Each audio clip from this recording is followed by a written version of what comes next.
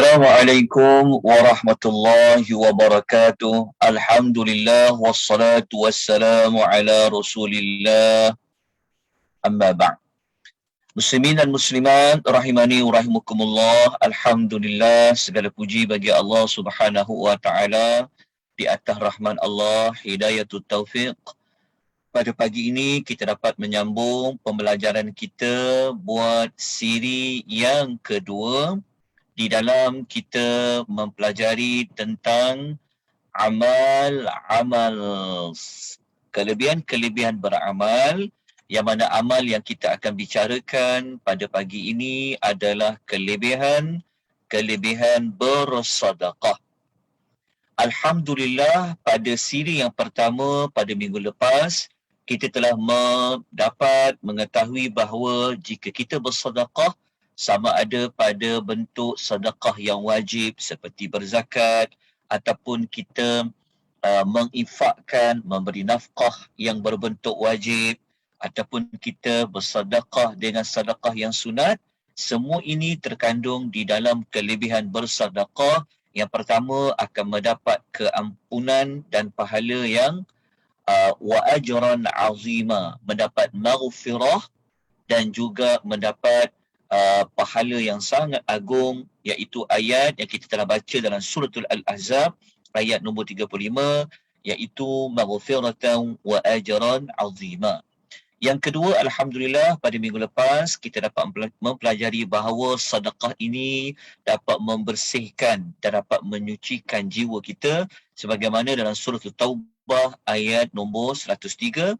Yang ketiga, untuk mencapai kebaikan yang sangat sempurna, darjat yang tertinggi, adalah menginfakkan harta yang disukai dan yang terbaik.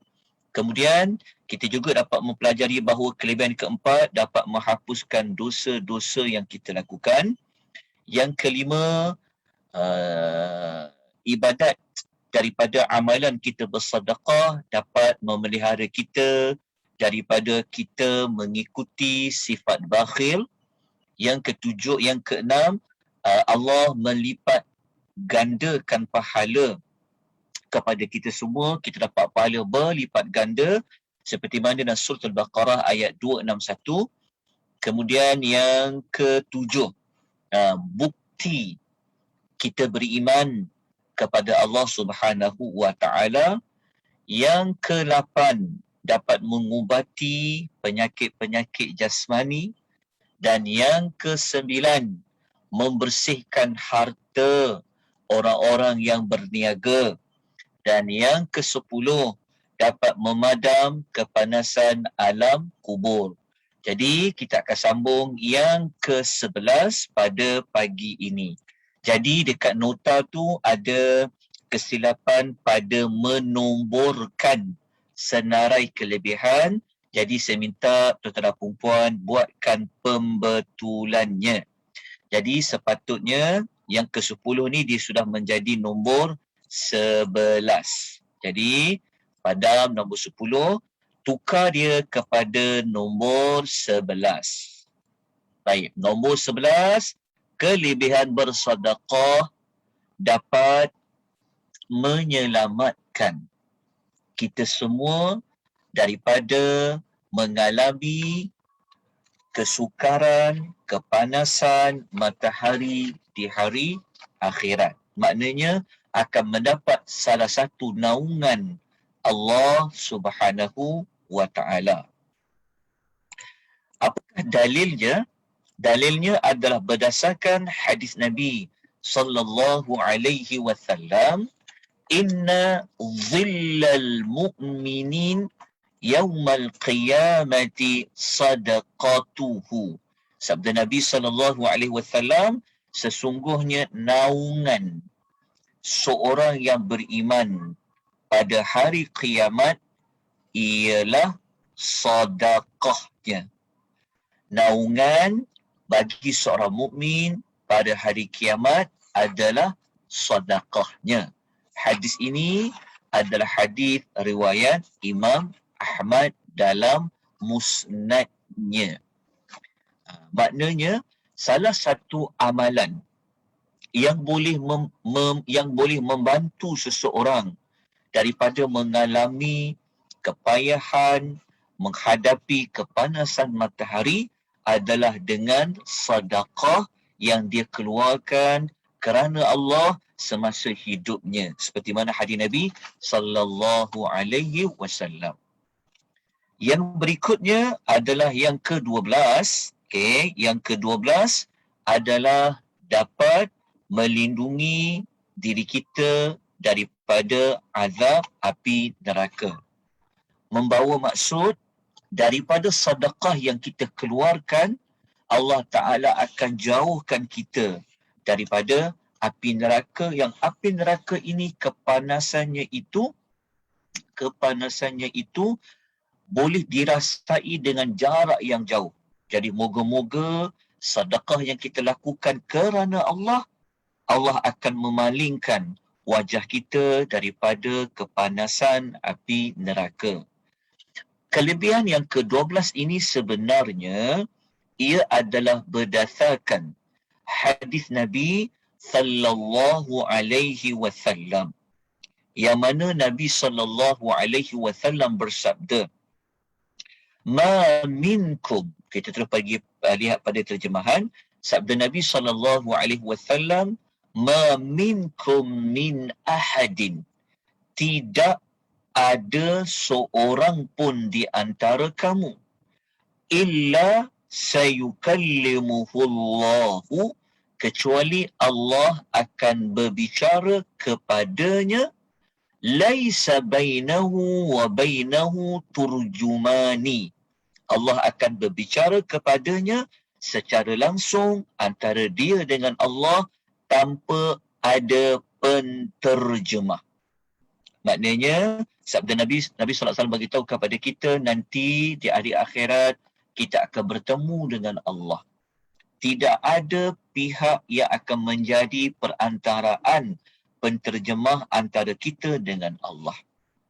Ketika dia nak dipanggil bertemu dengan Allah Subhanahu wa Ta'ala, dia melihat sebelah kanannya, fala yara illa ma qaddama. Dia tengok sebelah kanan, yang dia nampak kecuali apa yang dia telah lakukan. Dia tengok sebelah kanan, dia nampak amal yang pernah dia buat dulu. Wa yanzuru ash'ama minhu fala yura illa ma qaddama. Lepas tu dia pandang pula sebelah kiri, maka tidak ada yang dapat dilihatnya kecuali apa yang telah dia buat dulu. Maknanya ketika dia nak dipanggil bertemu dengan Allah, dia tengok dekat kanan, dia nampak amal yang pernah dia buat. Dia tengok kiri, dia nampak amal yang pernah dia buat. Lepas tu dia tengok pula dekat depan, wa yanzuru baina yadayhi. Kemudian dia melihat pula apa yang ada di hadapannya. Illa nara, melainkan dia nampak api neraka. Maksudnya dia nampaklah api tu. Kemudian Nabi sallallahu alaihi wasallam menyebutkan ketika dia nampak api neraka di hadapannya, api itu tilqa wajhihi. Api itu betul-betul berada di muka. Maksudnya api itu kan panas, nampak api secara berhadapan. Kemudian sabda Nabi sallallahu alaihi wasallam, Nabi kata fattaqun nar. Nabi kata peliharalah dirimu daripada api neraka.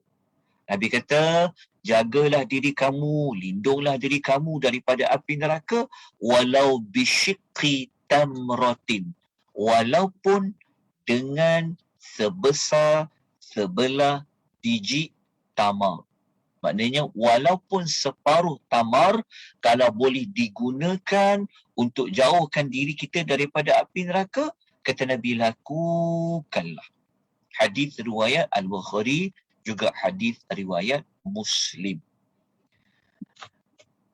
Menggunakan sebesar ataupun kita kata sebahagian daripada tamar ni, walaupun kecil saja, tapi kalau kita gunakan untuk memberi makan kepada orang lain, hanya dengan tamar yang sebiji saja, ia mampu sebenarnya untuk melindungi kita daripada api neraka, yang hadis ini menyebutkan dia nampak api neraka tu di depan mukanya.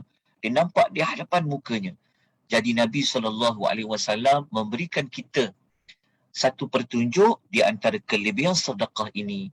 Walaupun hanya sebesar, sekecil, sebutir tamar sahaja, mampu menjauhkan kita daripada api neraka. Cuba kita bayangkan, kalau lebih banyak kita bersedekah, lebih besar kita bersedekah, ikhlas kerana Allah, maka sudah pasti ia dapat membantu kita untuk menjauhkan kita daripada api neraka. Kita teruskan dengan kelebihan yang ke-13. Jadi kalau tengok nota tu nombor 12. Kenapa saya sebut 13? Kerana ada kesilapan pada menomborkan nombor kelebihan ini. Jadi tuan-tuan dan puan, sila buat pembetulan. Ya, sila buat pembetulan. Okey, kelebihan yang ke-13, sedekah ni, orang yang suka bersedekah, dia ada satu pintu khas disediakan untuk masuk ke dalam syurga. Orang yang tak bersedekah, dia tidak boleh masuk melalui pintu ini. Dipanggil pintu yang khas untuk orang bersedekah. Siapa yang kata? Macam mana kita tahu? Ni kan cerita pasal syurga. Jawapannya, Nabi SAW yang cerita kepada kita. Nabi yang bagi tahu kepada kita melalui hadis riwayat Al-Bukhari dan juga hadis riwayat Muslim. Sabda Nabi SAW yang bermaksud. Okey, kita tengok pada hadis tu. Sabda Nabi SAW, Nabi mengatakan bahawa sesiapa yang membelanjakan sebahagian daripada kekayaannya untuk jalan Allah, maka dia akan dipanggil daripada pintu-pintu syurga dengan panggilan, wahai hamba Allah, hadza khairun. Ini adalah kebaikan. Dia dipanggil. Lepas tu sabda Nabi SAW lagi, Nabi kata, faman kana min ahli salati du'iya min babis salah. Sesiapa daripada orang yang selalu mengerjakan salat, dia adalah ahli salat, dia akan dipanggil daripada pintu salat. Wa man kana min ahli jihadi du'iya min babil jihad. Jika dia daripada kalangan orang yang berjihad, dia akan dipanggil melalui pintu jihad.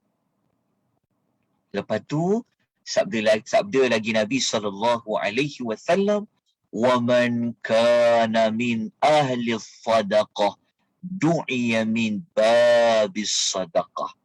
Sesiapa daripada kalangan ahli sedekah, dia akan dipanggil melalui pintu sedekah. Okey, dia akan melalui pintu sedekah. Di sinilah yang kita nak jadikan sebagai pertunjuk kepada kita pada pagi ini bahawasanya ada satu pintu khas untuk orang-orang yang bersedekah. Kalau dia orang yang mengerjakan salat, dia banyak melakukan ibadat salat, dia akan ada pintu salat. Kalau dia orang yang berjihad, dia akan ada pintu jihad. Orang yang mati syahid dekat pintu jihad. Okey, orang yang bersedekah, dia akan ada pintu sedekah. Lepas tu, Nabi SAW bersabda lagi, Wa man kana min ahli as-siyami du'iya min babir rayyan. Sesiapa daripada kalangan orang yang berpuasa, dia akan dipanggil melalui pintu puasa yang pintu itu dinamakan Ar-Rayyan. Tuan-tuan, kita semua tahu akan kelebihan masuk syurga. Apa yang spesialnya? Spesialnya adalah dalam banyak-banyak amal, Allah memilih amal-amal tertentu yang nak diletakkan pada pintu-pintu syurga. Macam kalau dapat nama kita diletakkan pada nama jalan kan. Oh, jalan Hajah sekian-sekian-sekian. Oh, rasa seronok sangat. Rasa nama kita diletakkan sebagai nama kampung. Nama kita diletakkan sebagai nama jalan. Bagaimana pula apatah lagi kalau amal itu diletakkan khas bagi salah satu daripada 8 pintu. Yang mana salah satu pintu syurga itu adalah pintu sadaqah. Baik. Jelas ya? Hadis riwayat Al-Bukhari, juga hadis riwayat Muslim. Kita terus kepada amal yang ke-14. Ini adalah amal yang terakhir sekali untuk nota yang ada diedarkan kepada tuan-tuan dan perempuan. Sekejap lagi kita akan sambung lagi kelebihan dia sampai 20. Dalam nota hanya sampai 14. Ada lagi nota tambahan, amal tersebut sehingga 20 amalan. 20 kelebihan. Cuma nota tu saya akan tuan-tuan boleh dapati selepas selesai pengisian pada pagi ini. Baik, kita terus kepada amal nombor berapa? Okey, kejap ya. Amal nombor 14. Kelebihan yang ke-14. Okey. Kelebihan yang ke-14 ni, apa yang Allah janjikan kepada kita kalau kita bersedekah? Allah menjanjikan orang itu mendapat rahmat dari Allah Subhanahu wa ta'ala. Siapa yang tak nak rahmat Allah? Mahal rahmat Allah Subhanahu wa ta'ala. Rahmat Allah ta'ala nilah kita masuk ke dalam syurga. Rahmat Allah ta'ala nilah ya, yang menjadi salah satu nama Allah yang agung, yang terkandung pada nama Ar-Rahman, yang terkandung pada nama Allah Ar-Rahim. Jadi macam mana nak dapat rahmat Allah? Salah satunya adalah daripada sedekah. Jadi di dalam pengisian ini, kita letakkan mendapat rahmat Allah ini pada kelebihan yang ke-14. Siapa yang ada bagi tahu kepada kita akan dapat rahmat Allah kalau bersedekah? Disebutkan oleh Nabi sallallahu alaihi wasallam dalam hadis riwayat Al-Bukhari dan juga hadis riwayat Muslim. Sabda Nabi sallallahu alaihi wasallam, la yarhamullahu man la yarhamun nasa. Allah tidak merahmati seseorang yang tidak merahmati orang lain. Maknanya merahmati orang lain tu maksudnya yang tidak mengasihi orang lain. Maknanya kalau kita tak kasih pada orang, kalau kita tak ada rasa kesian pada orang, kalau kita tak ada rasa empati pada orang, simpati tak ada pada orang, kan? Maka Allah Ta'ala pun tak akan simpatilah pada kita. Allah pun tak akan kesianlah kepada kita. Sebab apa? Sebab Allah Ta'ala tu dia maha belas kasihan, maha rahmat Allah, maha sayang Allah kepada hamba.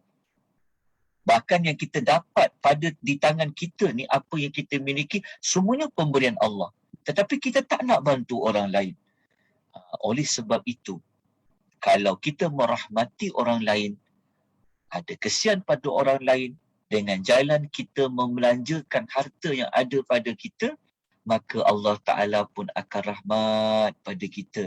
Allah akan sayang pada kita.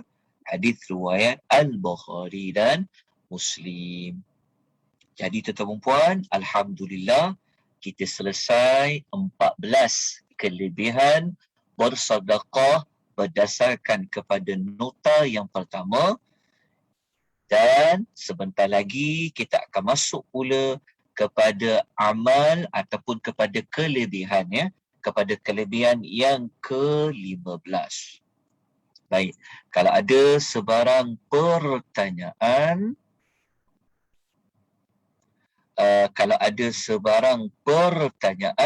nanti boleh tanya sama ada di ruangan komen di FB ataupun di dalam ruangan chat, insya-Allah. Baik. Saya akan paparkan nota yang tambahan. Okey, sekejap, bagi saya masa sedikit saja untuk saya kongsikan. Okey. Sekejap ya. 15. Bagi saya masa 1 minit untuk saya memaparkan kelebihan yang berikutnya. Ya.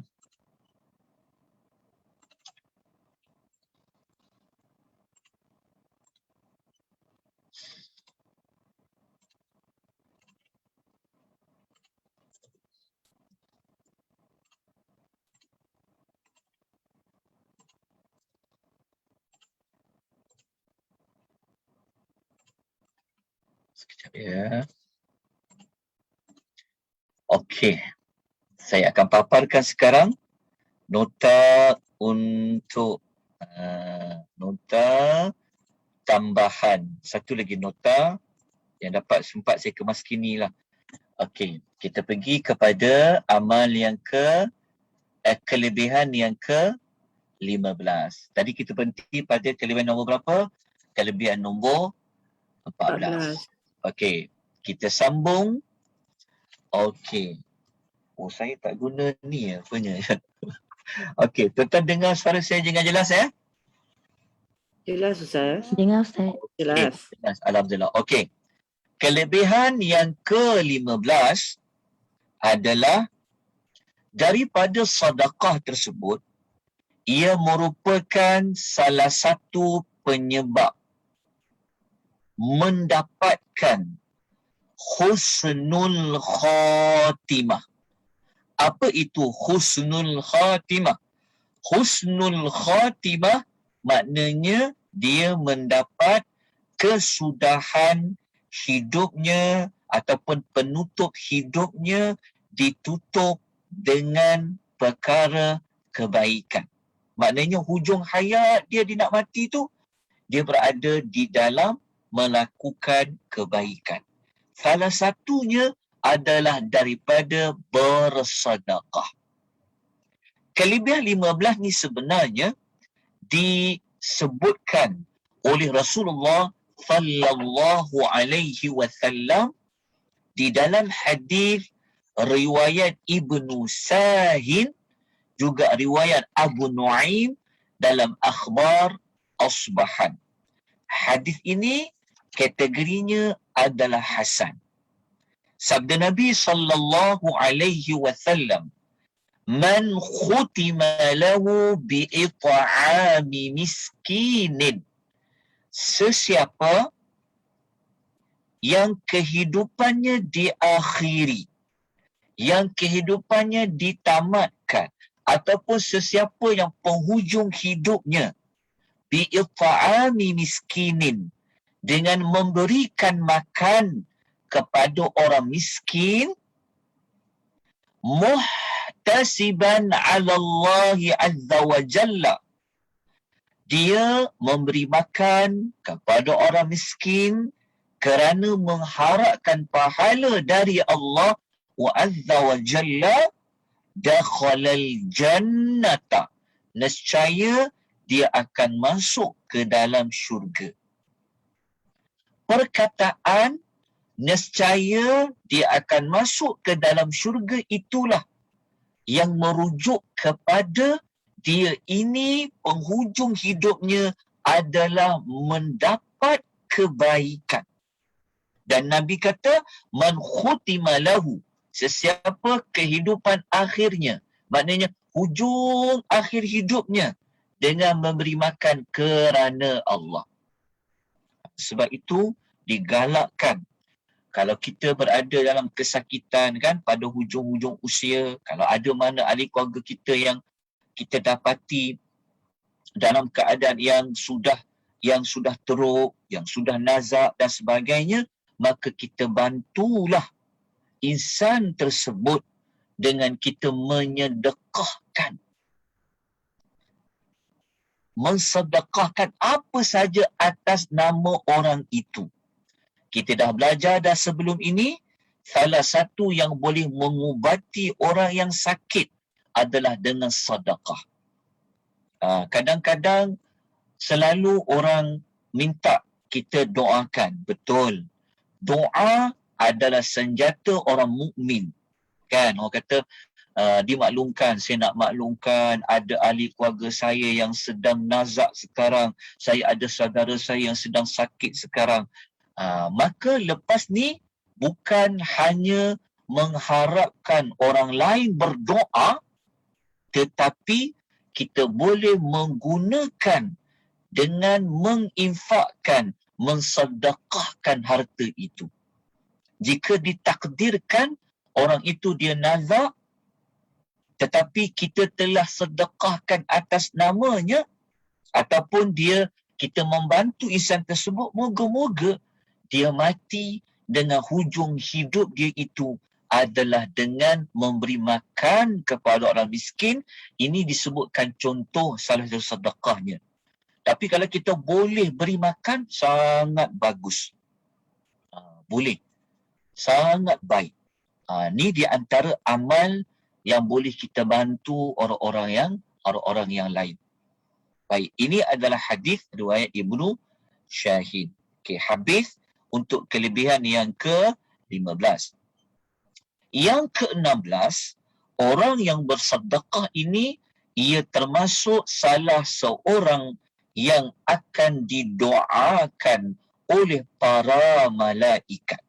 Apabila disebut perkataan para malaikat, maknanya ramai malaikat yang mendoakan orang itu.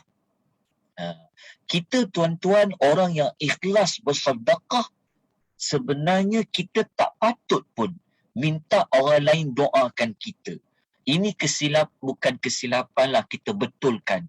Kadang-kadang kita buat sedekah, kita jamu orang makan, kita selalu kata, nanti doakan makcik ya, nanti kita tak kata makcik tak nak apa-apa, tapi tolong doakan makcik. Sebenarnya minta tolong doakan makcik itu pun sebenarnya sudah mengharapkan balasan. Kalau boleh jangan minta apa-apa pada dia. Kalau dia nak doa, alhamdulillah. Kalau dia tak nak doa, tak apa.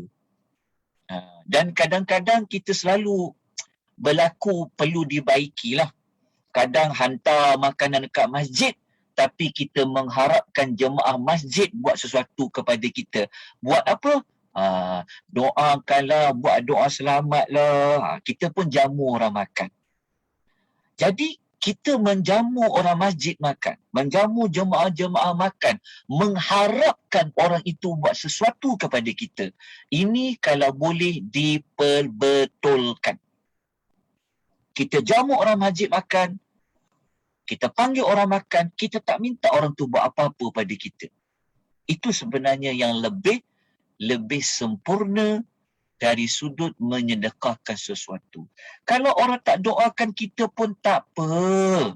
Yang akan doakan kita adalah para malaikat. Disebutkan oleh Nabi SAW dalam hadis riwayat Al-Bukhari, juga hadis riwayat Muslim.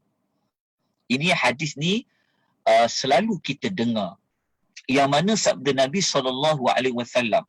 Hadis ni juga sebenarnya kita pernah baca pada tajuk pada tajuk doa para malaikat. Salah satunya malaikat doa orang yang menginfakkan hartanya.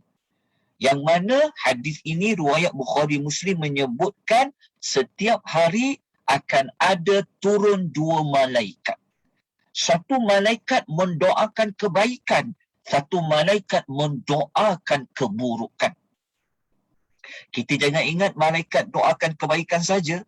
Ada malaikat kerjanya juga mendoakan orang mendapat keburukan. Siapa yang malaikat doakan mendapat kebaikan ni? Kata Nabi, yang bermaksud tidak ada suatu hari yang dilalui oleh seorang hamba kecuali turun kepada hamba itu 2 malaikat. Salah satu daripada malaikat tu dia berkata, Allahumma a'ti munfiqan khalafa. Ya. Okey, kalau tuan-tuan ada apa-apa nak tanya, nanti tuan-tuan angkat tangan ni sebab saya tutup unmute audio sebab nanti ada yang terbuka audio. Okey. Nabi bagi tahu kepada kita malaikat akan doa apa? Malaikat akan kata, ya Allah, berilah ganti bagi orang yang menginfakkan. Khalafa, orang yang telah meninggalkan, maka malaikat kata, ya Allah, gantikanlah dia kepada orang yang infak harta dia tu. Kita bersedekah sebanyak RM10. Malaikat akan doa kepada Allah. Bukan satu malaikat, maksudnya malaikat yang turun ni, dia doa pada Allah Azza wa Jalla. Minta supaya Allah Ta'ala gantilah harta yang orang tu infakkan. Kejap lagi kita akan masuk kelebihan Allah ganti harta. Sekejap lagi. Tapi salah satu doanya dapat doa malaikat. Lepas tu malaikat satu lagi dia akan doakan kalau ada pihak yang dia bakhil nak keluar.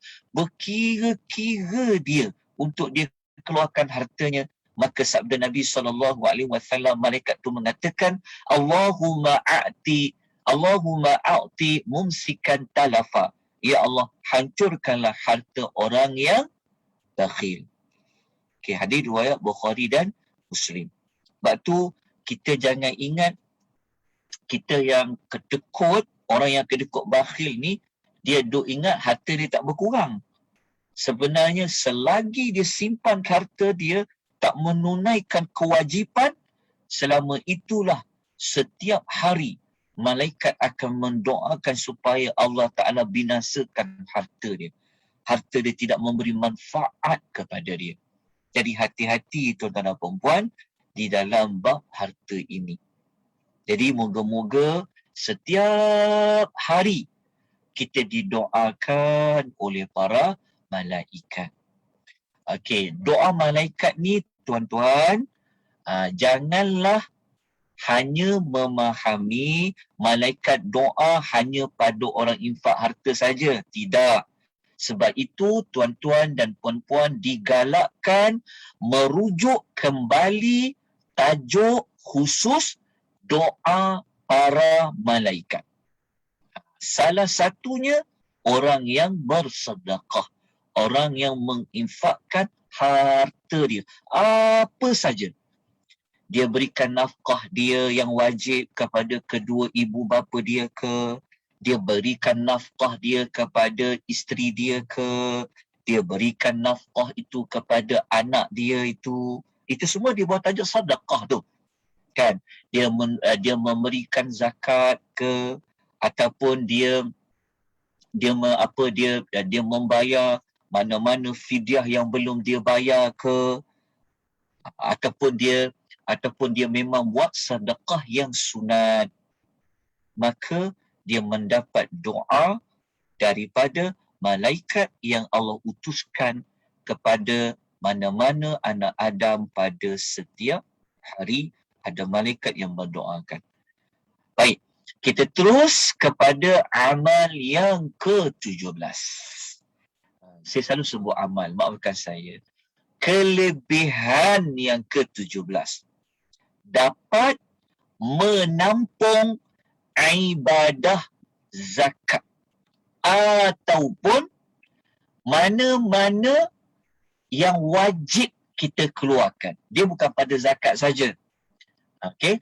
Sama ada pada contoh kalau suami dia perlu bagi nafkah kepada orang yang menjadi tanggungannya.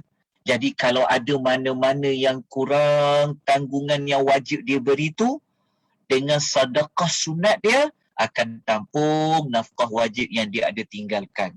Kalau kita ada kekurangan memberikan nafkah kepada kedua orang tua, nafkah wajib tu, maka kalau ada terkurang, maka akan ditampung dengan sedekah sunat.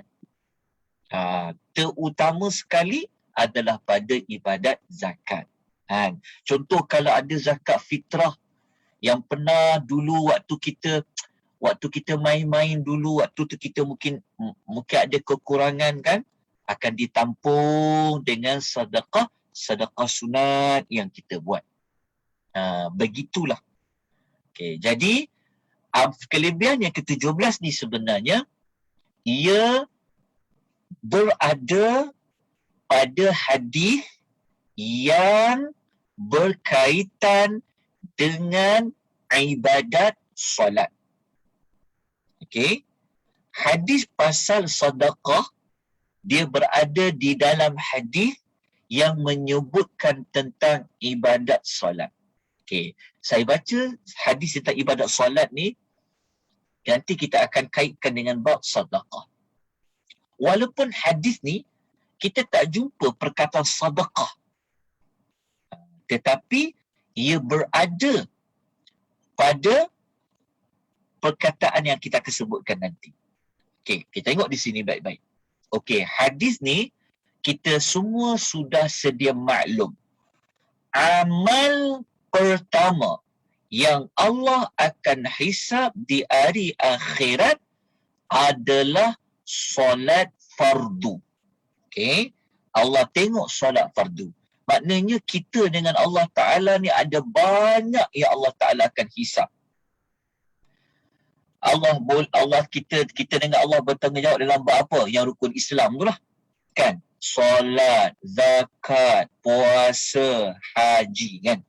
Sebelum Allah tengok ibadat haji, sebelum Allah tengok ibadat zakat, sebelum Allah tengok puasa, pertama sekali Allah akan buat kiraan penghisapan tentang solat fardu dia. Kalau solat fardu dia sempurna, bahagia dia, beruntung dia. Tapi kalau solat fardunya sebaliknya, tak cukup, tak sempurna, menyesal dia, rugi dia tu.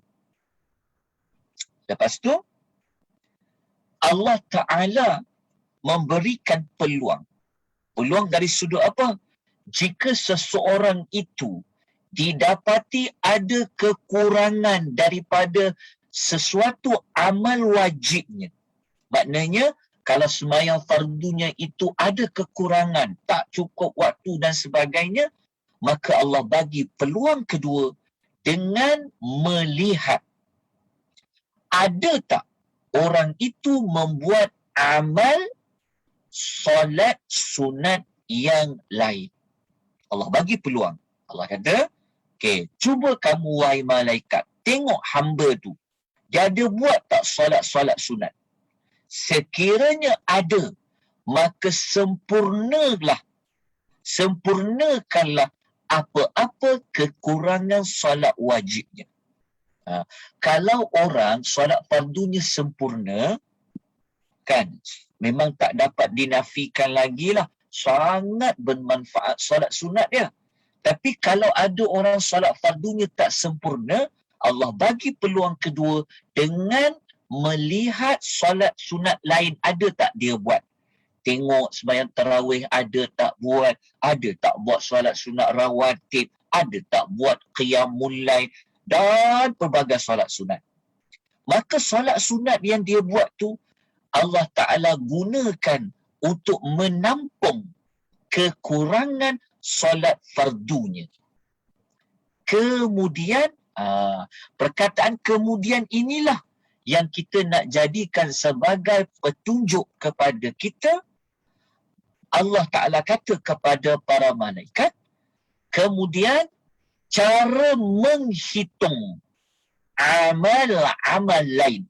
Maknanya Allah bagi tahu, seperti mana Nabi sabdakan kepada kita, kalau nak tengok amal fardu lain, macam tengok amal puasa wajib, nak tengok amal tentang zakat dia, nak tengok amal ibadat haji dia, kan? Cara menghitung amal-amal lain tu maksudnya selain daripada solat wajib, puasa, haji sebagainya, Allah Ta'ala kata kaedah dia sama macam menghitung amalan solat ini. Maknanya kalau solat fardu itu ada kekurangan, ditampung ia dengan solat sunat. Kalau puasa wajib tu ada kekurangan, ditampung dengan puasa sunat. Kalau zakat itu ada kekurangan, ditampung ia dengan sedekah sunat. Tapi kalau sedekah sunat pun tak ada, zakat kita ada kekurangan, tak boleh nak buat apa-apa.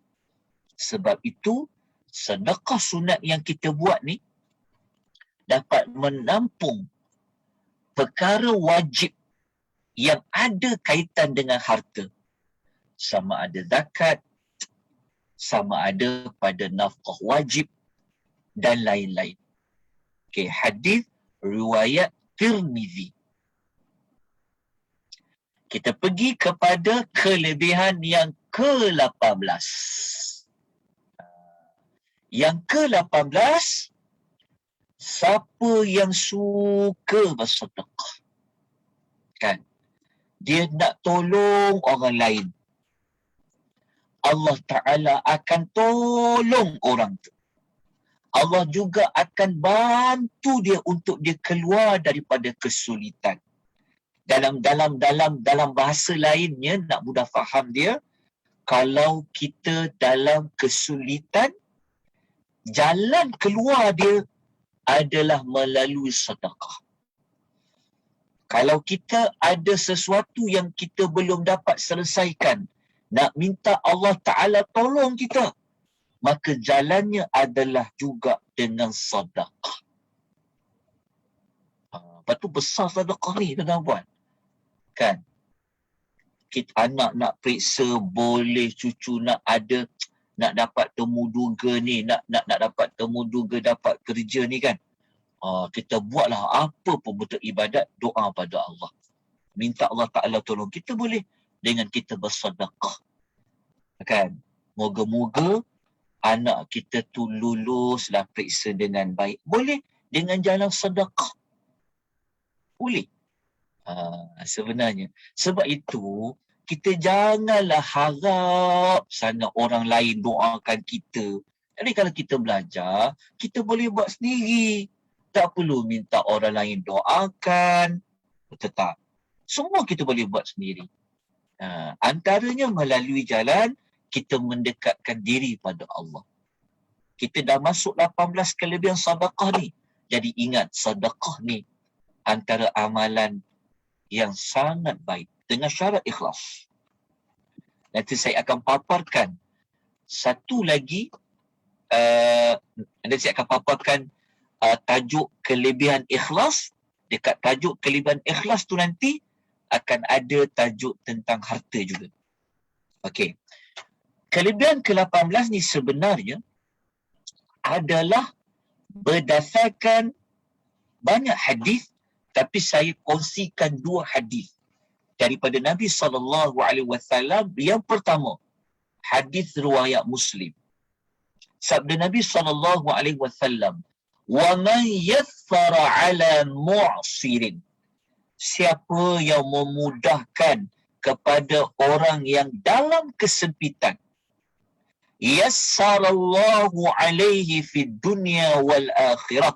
Allah akan mudahkan kepada orang itu di dunia dan di hari akhirat. Maknanya kalau ada orang dalam kesulitan, kita bantu orang tu keluar daripada kesulitan ataupun ringankan kesulitan orang tu, Allah Ta'ala akan bantu nanti kita. Kalau kita pula mengalami kesulitan di dunia, tambah-tambah lagi di akhirat ni memang sangat susah. Nampak tak Nabi kata, dia bantu orang sikit je dekat dunia keluar daripada kesulitan. Betul tak? Kan? Allah Ta'ala akan bantu orang itu.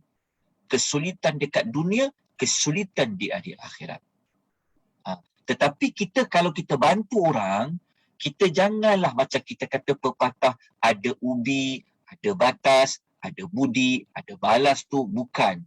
Bagi kita, kita tolong kerana Allah. Bukan kita kata, ini masa saya susah, nanti kalau saya susah, awak tolonglah saya balik. Itu kena betulkan. Itu bukanlah ajaran agama. Tak macam tu. Saya tolong awak kerana Allah. Sebab kita hanya harap Allah je tolong kita. Suatu hari nanti, kalau kita berada dalam kesulitan, Allah akan tolong kita. Tambah-tambah lagi hari akhirat yang sangat sulit. Seperti yang kita sebut tadi kan, tentang matahari, kita berada mendapat naungan Allah Azza wa Jalla. Lepas tu Nabi mengatakan, wallahu fi aunil abdi ma kana al-abdu fi auni akhihi. Allah sentiasa menolong seseorang hamba selama mana hamba itu menolong saudaranya. Ingat, Allah sentiasa menolong seorang hamba selama mana hamba itu tolong saudaranya. Kita tak rugi pun kita tolong orang, tuan-tuan perempuan. Tak rugi sikit pun kalau kita tolong orang. Sebab apa? Sebab Allah Ta'ala akan tolong kita. Sebab tu kita buat kerana Allah. Apakah bentuk pertolongan itu? Bentuk pertolongan itu salah satunya adalah membuat amalan sedekah. Hadis ni boleh diguna pada umum amal apa pun. Kalau dia termasuk menolong orang, dia termasuk di dalam hadis ini. Maka salah satunya adalah dengan sedekah.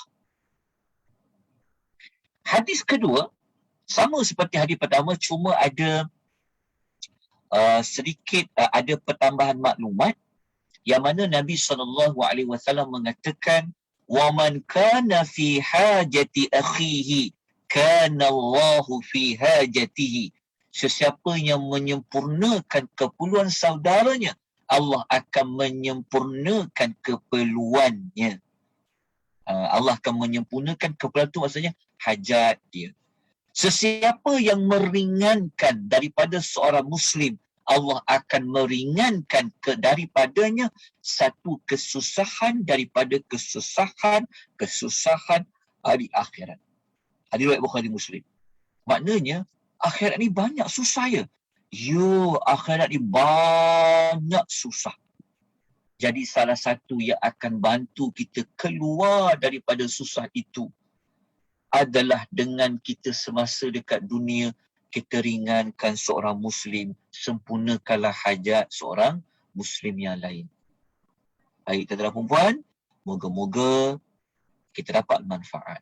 Tuan-tuan yang buat kerja NGO, tuan-tuan yang bantu bergerak, meringankan segala keperluan orang, jangan bimbang.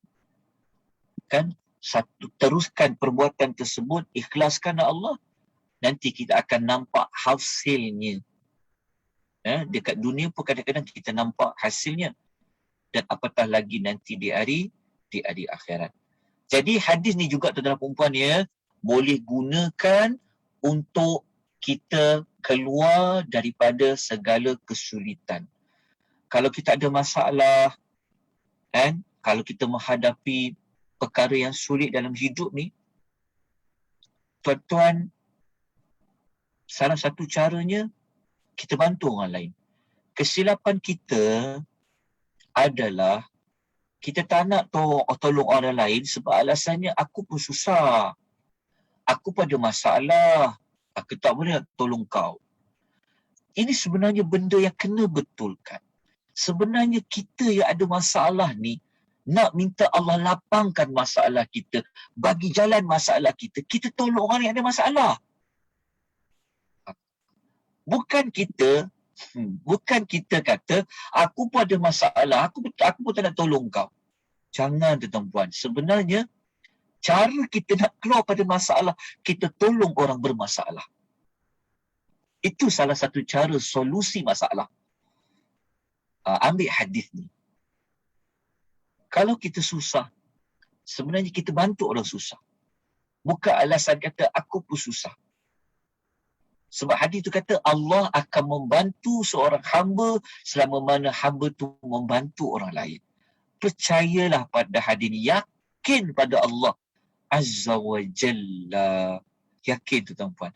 Tapi hadis ni boleh gunakan salah satu tips ataupun salah satu jalan nak keluar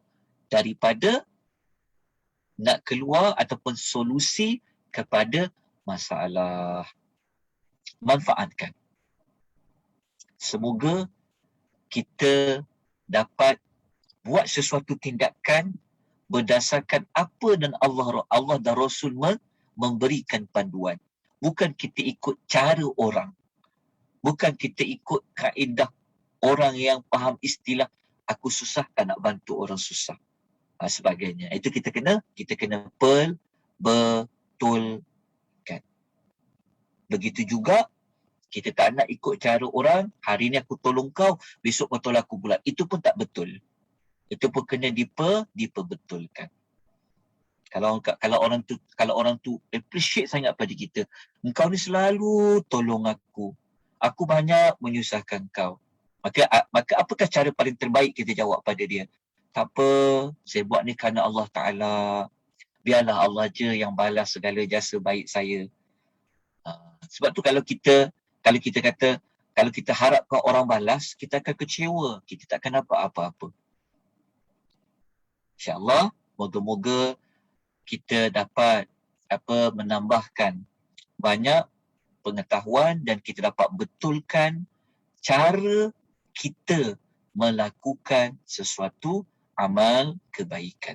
Baik, kita teruskan dengan kelebihan yang ke-19.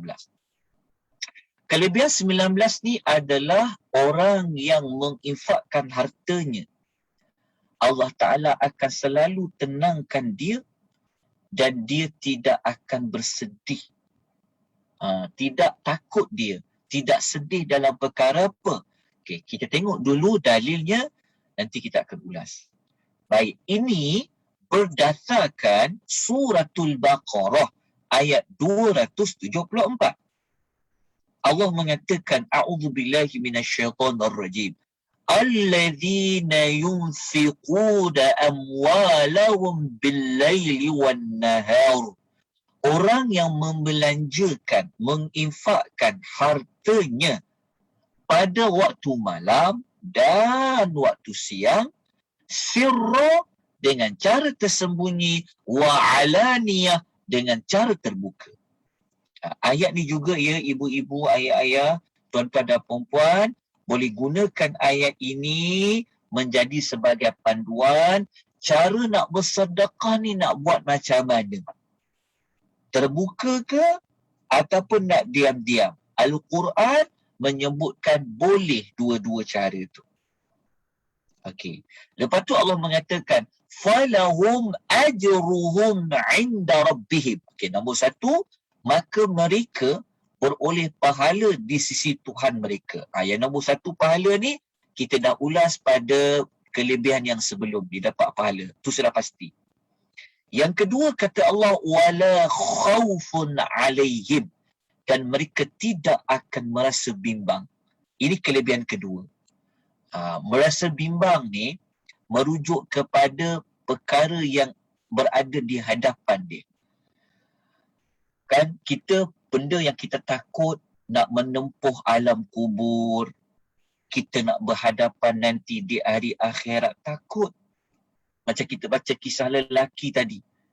Kisah yang mereka akan dipanggil bertemu dengan Allah. Tengok kanan amal dia, tengok kiri amal dia, nampak kat depan dia neraka. Kan susah akhirat ni tuan-tuan dan puan.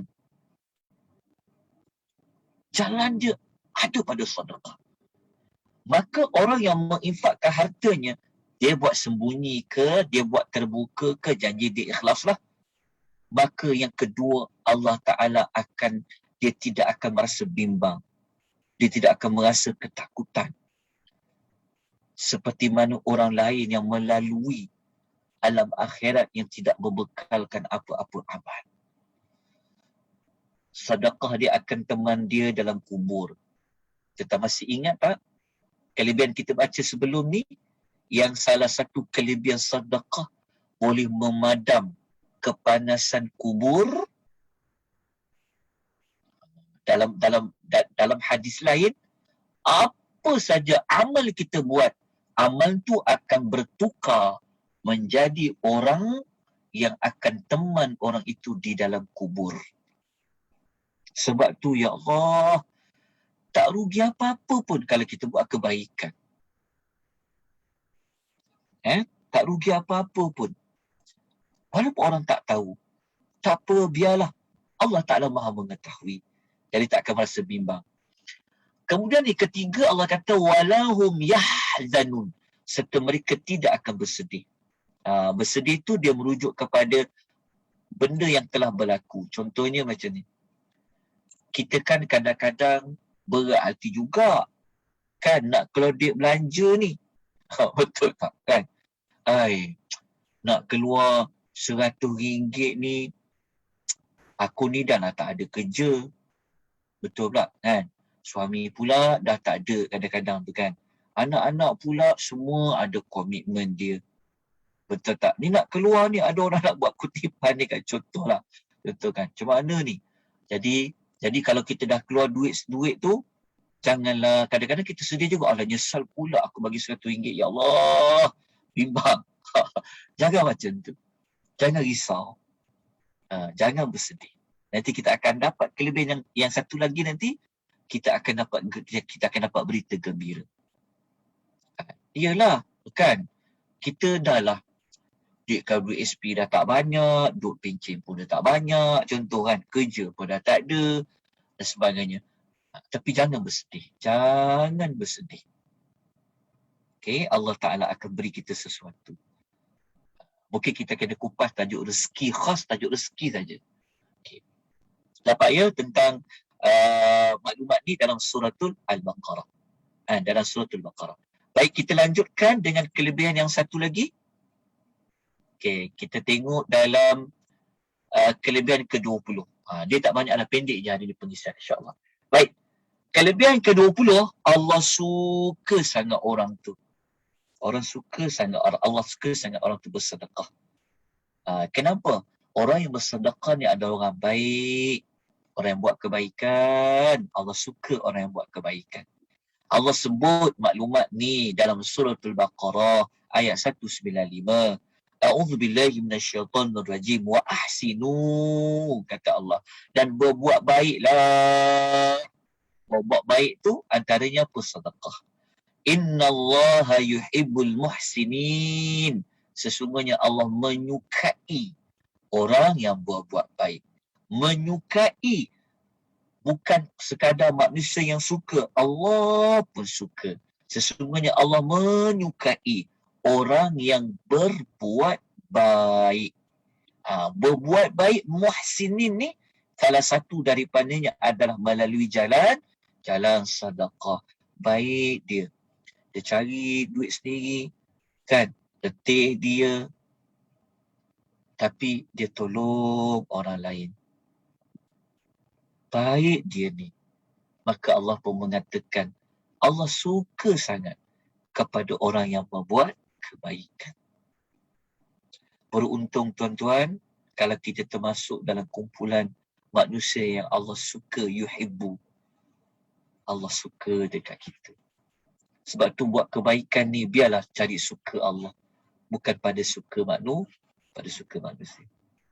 Baik, yang ke-21. Ni yang kedua terakhir untuk pagi ni. Dia akan mendapat ganti yang lebih baik. Akan dapat ganti lebih baik. Kita percaya tak? kita ada duit RM100 contoh kan. Tengok dapat duit pencen tu. Adalah duit sikit kan. Kalau kita buat kira-kira atas kertas, memanglah duit tu ada kurang. Kan? Kalau ada 500, tolak 100, ada 400. Takkan bertambah dekat dalam akaun bank tu. Tetapi lain pada Allah.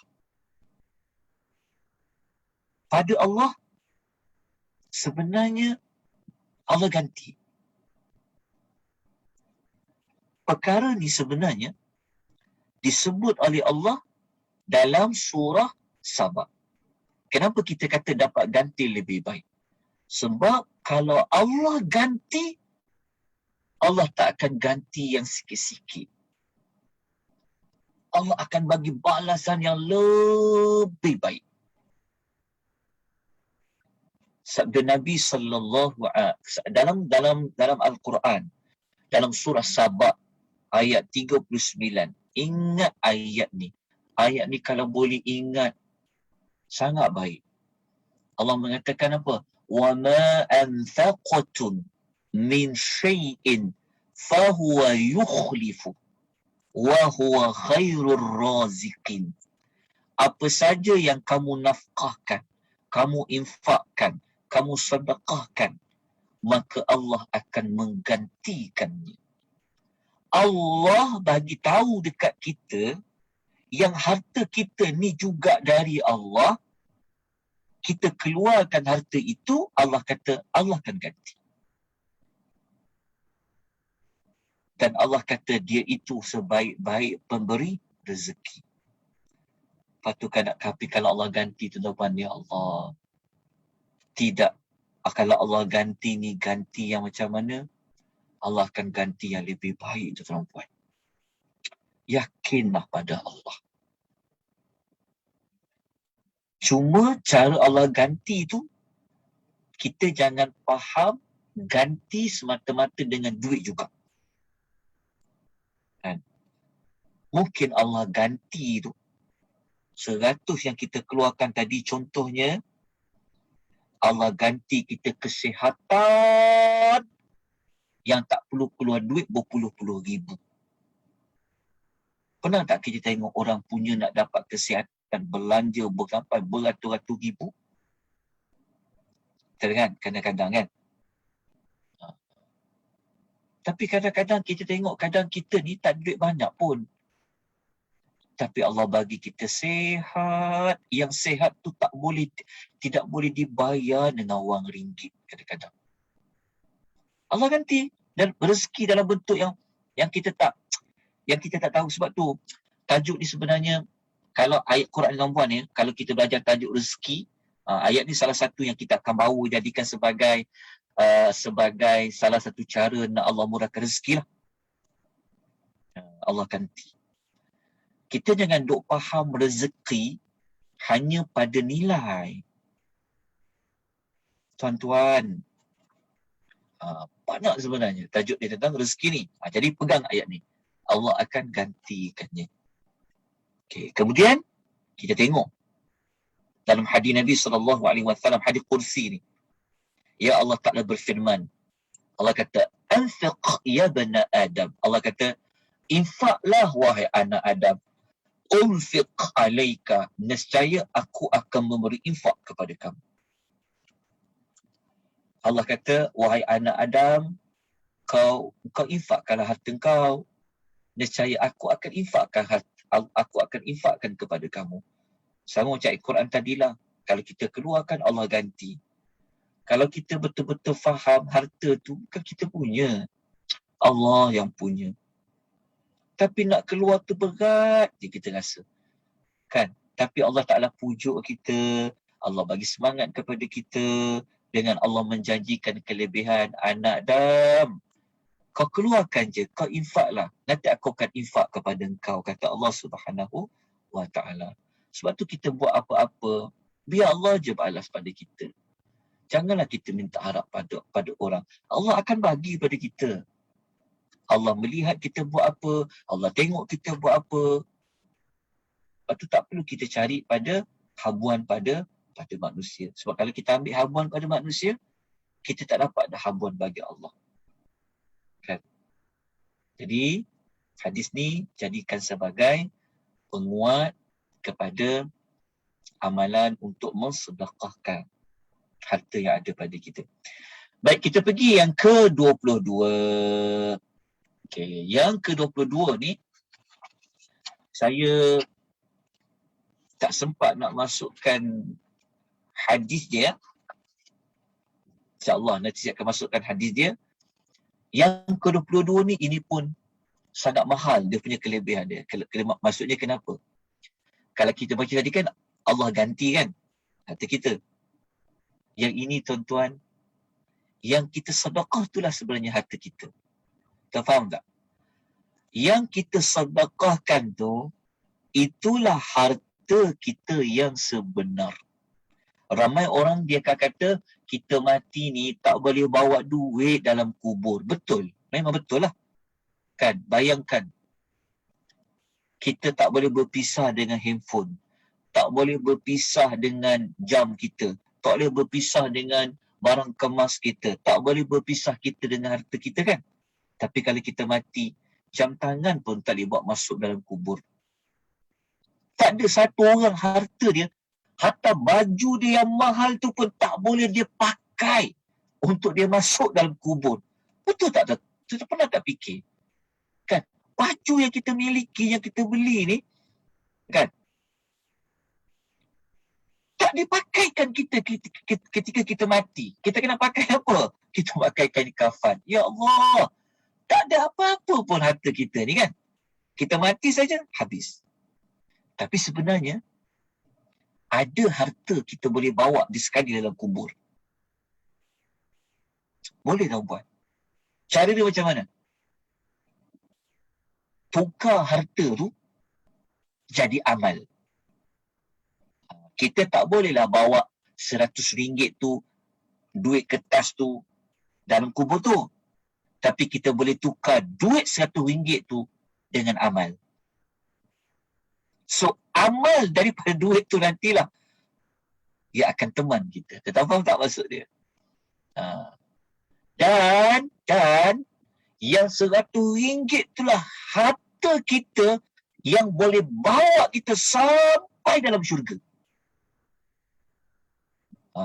Tapi harta yang tersimpan, yang tak dibelanjakan apa-apa pun, di dalam bank, di dalam saham, apa pun, sebenarnya kalau kita mati, bukan harta kita. Harta siapa? Harta waris kita. Tapi harta kita yang mana? Harta kita yang mana? Tu, yang 100 yang kau dah belanja tu, itulah harta kau. Jadi, tuan-tuan nak tak harta tu bawa banyak sikit dalam kubur? Nak jadi harta kita sebenar-benarnya? Jawapannya pasti tuan-tuan nak kan? Jadi caranya macam mana? Masa hidup ni, cepat-cepatlah cairkan dia. Manfaatkan dia. Kerana kalau kita mati, dia bukan harta kita, dia akan menjadi harta pusaka. Dia menjadi harta waris kepada anak-anak kita. Salah satu sunnah Nabi sangat baik. Meninggalkan ahli keluarga bukan dalam keadaan miskin. Tetapi, anak-anak kan ada rezeki dia Allah jamin. Kita je kadang-kadang terlampau memikirkan kalau aku mati nanti macam manalah anak aku ni. Macam manalah dia sekian. Tapi kalau kita belajar pasal rezeki, Allah jamin semua orang ada rezeki. Kita je fikir jalan yang terbalik. Tuan-tuan faham tak maksud saya? Maksudnya kalaulah saya mati contoh, saya ada anak lah contoh 5 orang. Adakah saya mati, rezeki anak saya tu akan kurang?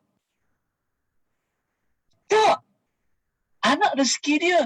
Kita rezeki kita dah habis sebab kita mati. Tetapi cara kita berfikir ni kadang-kadang terlampau. Bukan tak boleh fikir.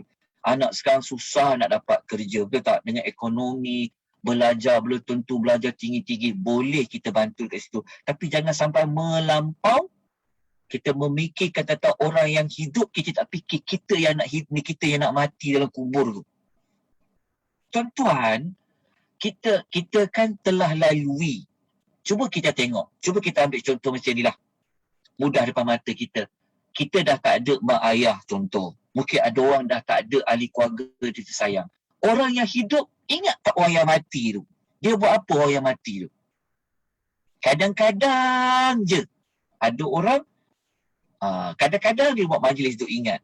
Yang lama tiap-tiap hari tu, orang lalu dalam kubur tu bukan nak tunggu ingat Ramadan je ingat orang mati. Bukan nak ingat masa raya je orang tu dah mati. Tak.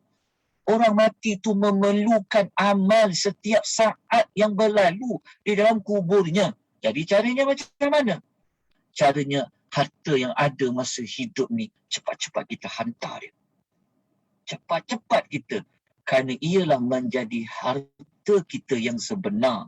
Kita kena ubah cara kita berfikir. Sebab tu berfikir, cara bertindak mengikut apa yang Allah katakan, apa yang Rasul katakan. Sebab tu dalam hadis Nabi SAW, cuma saya minta maaf, saya tak sempat nak letakkan hadis tu. Nanti saya akan letakkan hadis tu. Sabda Nabi SAW, Nabi kata, فَإِنَّ مَا لَهُ مَا قَدَّمَ وَمَا لَوَارِثَهُ مَا أَخَّرَ. Nabi kata apa? Ni dalam hadis ya, ni dalam hadis riwayat Al-Bukhari. Nabi kata sesungguhnya harta dia sendiri tu ialah apa yang telah dia gunakan.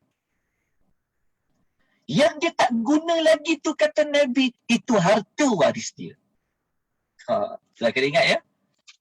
Jadi kalau harta kita yang kita dah keluarkan dah tu, yang kita dah belanjakan lah, itulah harta kita. Yang kita belum keluar lagi tu, itu bukanlah harta kita pada hakikatnya. Itu adalah harta waris kita. Fikir-fikirkan. Tuan-tuan dan puan. Cuba tuan fikir-fikirkan maklumat ini sebenarnya. Betul sebenarnya. Kita pun kadang-kadang terbalik juga. Sekejap saya nak ke bateri.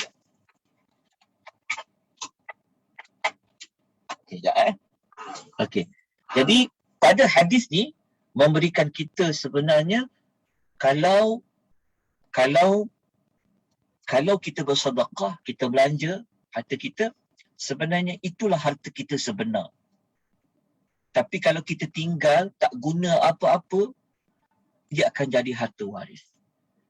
Belum tentu waris kita, anak-anak kita, cucu-cucu kita akan ingat kita dalam kubur. Belum tentu. Belum ada jaminan apa-apa. Tetapi kita yang ada depan mata kita ni, maka cepat-cepat kita hantar di awal-awal. Sebelum kita pergi, kalau kita dah pergi, kita dah tak boleh nak buat harta tadi. Sebab harta tu bukan harta kita dah. Tapi sebelum kita pergi, biarlah harta kita pergi dulu. Kita hantar dia siap-siap dulu. Hantar dia. Sebab tu kalau kita faham maklumat ini, kita akan tunaikan semua kewajipan kita dalam bab harta. Kita tak akan berkira, kita tak akan merungut, kita tak akan bersedih. Sebab kita tahu itulah harta kita. Tentang jangan bimbang apa yang tentang wakafkan, apa tentang sedekahkan, apa tentang belanja tu sebenarnya. Itulah harta kita. Cuma kita duk faham harta bukan, kita duk faham matematik kalau kita tolak memang kurang kan. Tapi bagi Allah tidak. Itu berbeza cara apa yang dalam agama ajar kepada kita berbeza dengan apa yang manusia faham.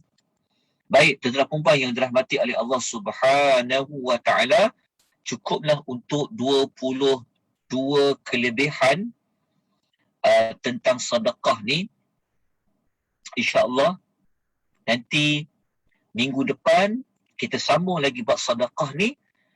Saya akan berikan maklumat tentang cara yang terbaik untuk bersedekah dan apa adab-adab dia bagi menjawab mana-mana persoalan dia. Ya, moga-moga Allah Subhanahu wa taala membersihkan hati kita, boleh membawa kita kepada tidak terlalu cinta kepada harta kita dan sebagainya, ya, menyebabkan kita rasa suka untuk buat kebaikan. Kita doakannya semua orang pun macam tu. Ya, suka melakukan kebaikan, terutama pada amalan bersedekah. Wallahu ta'ala a'lam bis-shawab. Saya nak tengok kalau ada mana-mana soalan. Sekejap ya. Banyak soalan dalam chat, Ustaz. Okey, sekejap ya, saya jawab. Dia kata, Assalamualaikum Ustaz. Waalaikumsalam warahmatullahi wabarakatuh. Bagaimana jika sedekah dan dipamerkan di sosial dihebohkan jika melibatkan duit orang ramai? Apa hukumnya Ustaz? Jawapannya tadi boleh. Nak dihebahkan boleh, tak nak dihebahkan boleh, dua-dua tu boleh. Cuma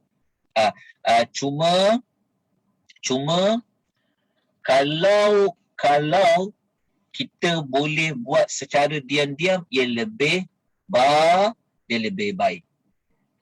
Kalau menghebahkan lebih baik, contohnya mungkin itu sumbangan orang ramai kepada dia, kan? Dia hanya menguruskan saja, tapi orang beri kepada dia duit untuk dia uruskan. Jika dia viralkan, kalau ada kebaikan nak buktikan kepada penyumbang, yang penyumbang dia kata dia nak tengok mana duit sumbangan kami ni, mana duit sumbangan kami ni. Jadi kalau seperti itu, maka perlu dia membuat hebahan. Mungkin rakaman, mungkin ada recording dia, mungkin gambar-gambar, mungkin itu dia diperlukan. Tapi dalam agama, Quran bagi tahu sama ada dalam surah Al-Baqarah ayat 271 ataupun dalam ayat yang kita baca tadi ni, jawapannya boleh. Surah Baqarah ayat 274. Okey, ayat 274 bagi jawapan sedekah boleh buat sirra, terbuka ataupun diam-diam. Tetapi lebih baik dalam surah Al-Baqarah 271. Ni, kita dah belajar dah pada minggu sebelum ni. Yang dekat sini. Okey, kita belajar dekat mula-mula lagi. Amal nombor 4 tu. Ini jawapan dia. Lebih baik. Allah kata apa kat sini? Ni dalil dia.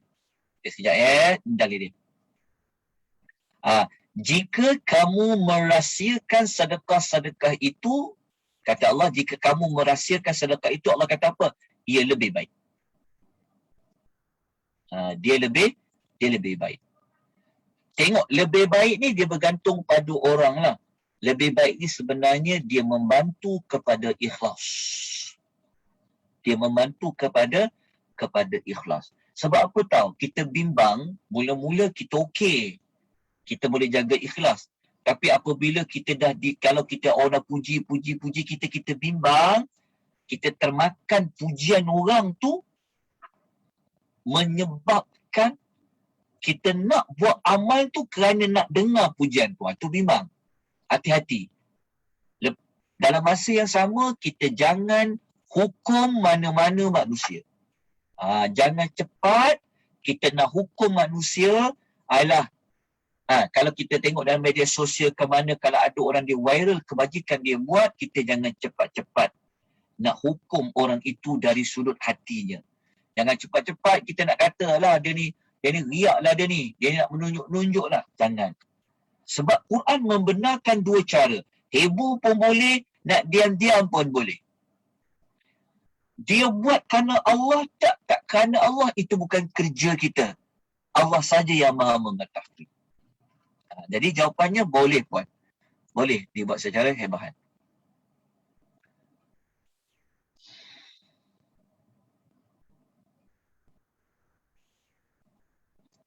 Kejap ya. Macam mana sedekah yang ditetapkan jumlahnya, example 1,000. Nama penginfak akan ditulis di buku yang dicetak. Adakah kita digalakkan untuk sedekah begini? Yang ini yang kita sebut tadi kaitan dengan hebahan. Kalau kita ada hak menginfak, kita minta kepada orang tersebut, badan tersebut, supaya tidak menulis nama kita. Sebab kita bimbang. Kita bimbang dari sudut apa? Dari sudut sifat ikhlas kita lah. Okey. Sekejap. Nak tanya Ustaz tentang sekolah-sekolah tahfiz yang tumbuh banyak sekarang dalam masjid-masjid yang kosnya berjuta-juta. Adakah kita boleh berinfak di situ? Berinfak di situ. Jawapan dia sebenarnya dia defend kepada keperluan. Infakkan harta di masjid memang tak dinafikan. Termasuklah pusat-pusat tahfiz tak dinafikan. Cuma yang paling terbaik mengikut keperluan. Mengikut keperluan dan hajat. Kadang-kadang tak perlu dah nak bagi infak pada masjid ni. Sebab kadang-kadang bukan keperluan dah, lebih nak kepada bercantik-cantik, bermewah-mewah contohnya. Itu bukan keperluan dah. Maka keperluan dia mungkin orang miskin, mungkin pada orang yang tak ada makan. Dia tengok pada keperluan lah. Jawapannya adalah bergantung kepada keperluan. Sebab tu saya kena buat tajuk ni pada minggu berikutnya. Adab-adab ataupun cara terbaik untuk berinfakkan harta.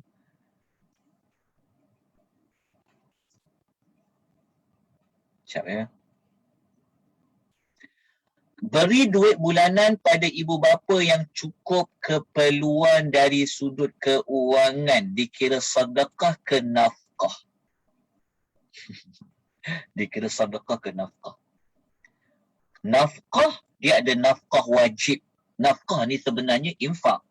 Perkataan Arabnya infak lah. Nafakah. Nafakah tu infak lah. Okey, kalau bapa kita sudah ada keperluan, dia memang kaya lagi daripada kita, dia boleh kira sebagai sedekah. Sedekah yang sunat lah. Kan? Dengan niat, kita menggembirakan hati orang tua kita. Kadang-kadang, mak ayah kita ni kadang dia bukan nak guna duit kita pun sebenarnya. Kadang dia simpan juga duit tu. Tapi, kita anggap macam, yelah, mungkin dari sudut itu kita nak menggembirakan dia, nak membalas jasa baik dari sudut kebaikan lah. Tapi memang tak terbalas dengan wang ringgit ibu bapa ni. Kita sebenarnya kita buatlah dengan kalau dia tak jadi nafkah wajib, dia akan jadi sedekah sunat. Mungkin ibu bapa ni kadang-kadang begini, dalam keluarga ni kadang-kadang mak ni, ayah ni kadang-kadang dia bagi ke adik-beradik lain, betul tak? Dia dapat duit itu hak dia, dia boleh bantu adik-beradik lain. Mungkin daripada duit dia dapat tu dia akan infakkan. Jadi dia akan kena juga pada kita. Dia akan ada, kita juga akan mendapat saham dia. Baik, yang lain-lain ni saya kena beri maklumat tu pada nota yang akan datang. InsyaAllah nota yang akan datang dia akan membantu kepada persoalan tuan-tuan dan puan-puan. Dari sudut apa? Sedekah apa yang terbaik?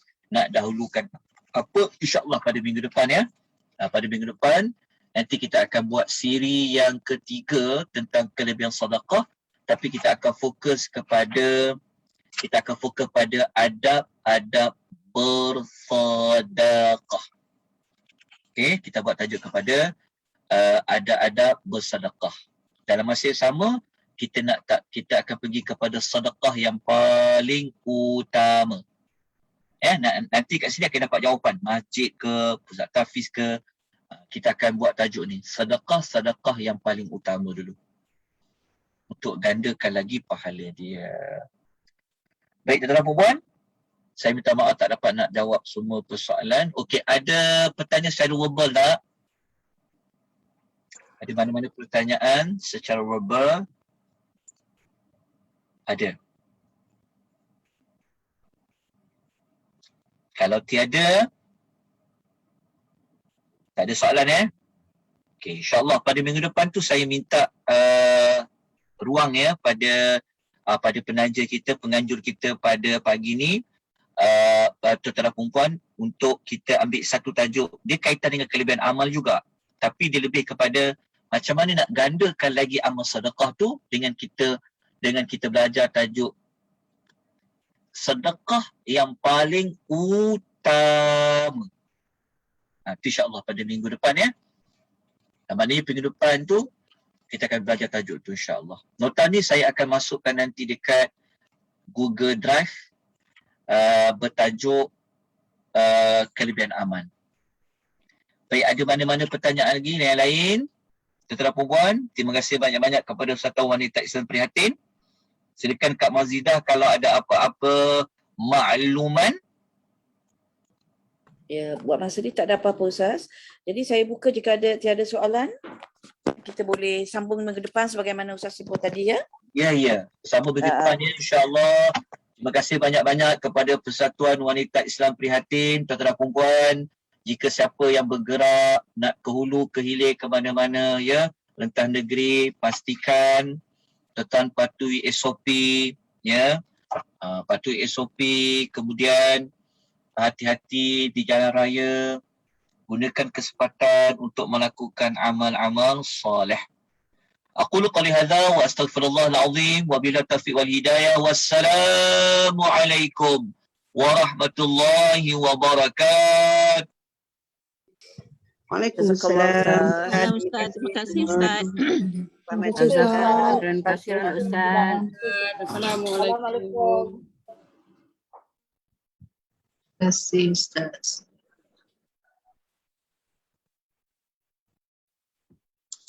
Terima kasih.